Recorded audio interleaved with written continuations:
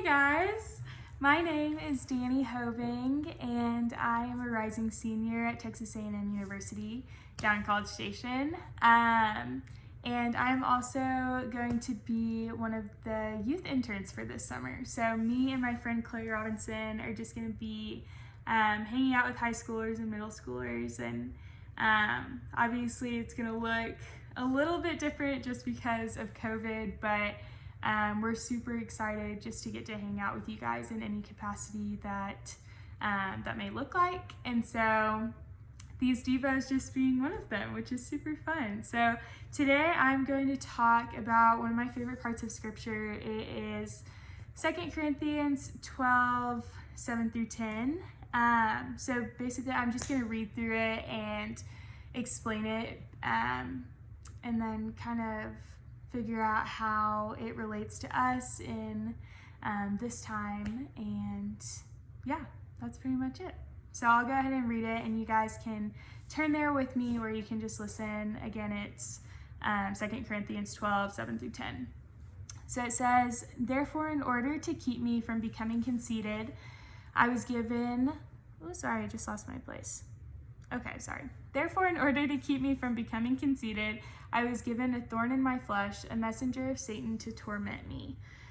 3 times I pleaded with the Lord to take it away from me, but he said to me, 'My grace is sufficient for you, for my power is made perfect in weakness. Therefore, I will boast all the more gladly about my weaknesses, so that Christ's power may rest on me.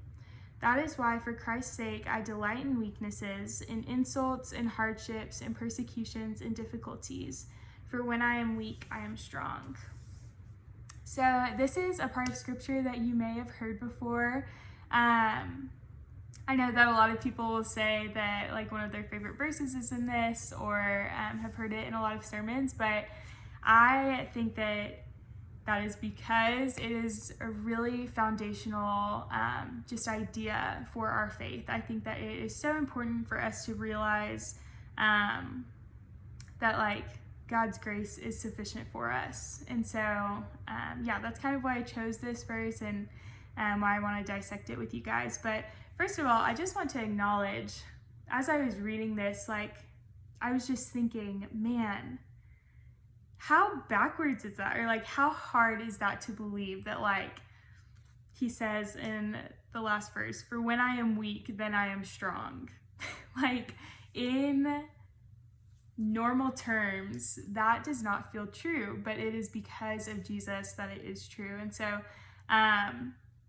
it's just like a crazy concept, but I think that it's crazy because only Jesus can do it, and that's so awesome. So okay, yeah, we're gonna go ahead and just go through this verse by verse, and I'll explain it a little bit. So the first part says, "Therefore, in order to keep me from becoming conceited, I was given a thorn in my flesh, a messenger of Satan to torment me."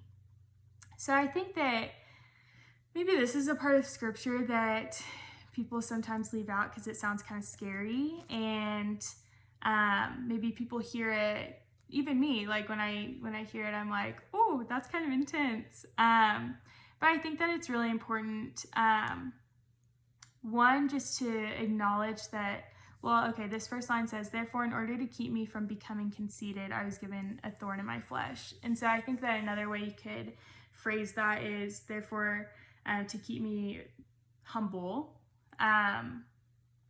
there was a thorn in my flesh." And so I think that one of the things that's important to recognize is, and that relates to this, is that like whenever we are given thorns in our flesh, whether that's like physical, emotional, spiritual, difficulties or hardships, like those are painful, and God knows that, but it's never wasted. Like he promises that he is always going to use our pain for a purpose. And so I think that whenever you think about like, or just change your perspective a little bit to, oh, my hardships have the ability to, like, if I let them, to humble me so that I can realize my weakness and therefore realize God's strength, then it is just less hard because we have hope within that. And so it keeps going in verse 8 and says, 3 times I pleaded with the Lord to take it away from me, but he said, my grace is sufficient for you, for my power is made perfect in weakness. And the beginning of that, where he's saying, like, I literally cried and prayed to God to take this thorn or this like difficulty away from me, and he didn't. I think that is just something that speaks to this verse, because it's saying like God isn't always going to take away our pain or take away the hard things or the difficult things, but he does promise that his grace is sufficient for us. And so I think that, that's really important, just to recognize that, like, we may not always be happy, and we live in a broken world and hard things may happen to us, but that all of those things are temporary and they're fleeting, and they're not going to fill us up in the way that we want them to, or think that they should, but Jesus will, and his grace will. That is sufficient in and of itself for us, without anything added or subtracted from it. So the last part of that, verse 8 says, my grace is sufficient for you, for my power is made perfect in weakness.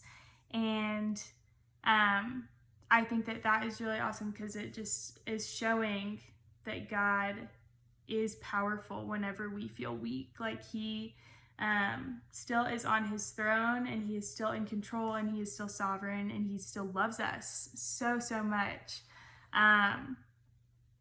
But it is when we are kind of like in our pits or our valleys, or we're having a hard time and we feel helpless, that we realize that we can't do things on our own, and we realize that we need help from God. And so when we allow God to work in our weaknesses, like, we can recognize his strength.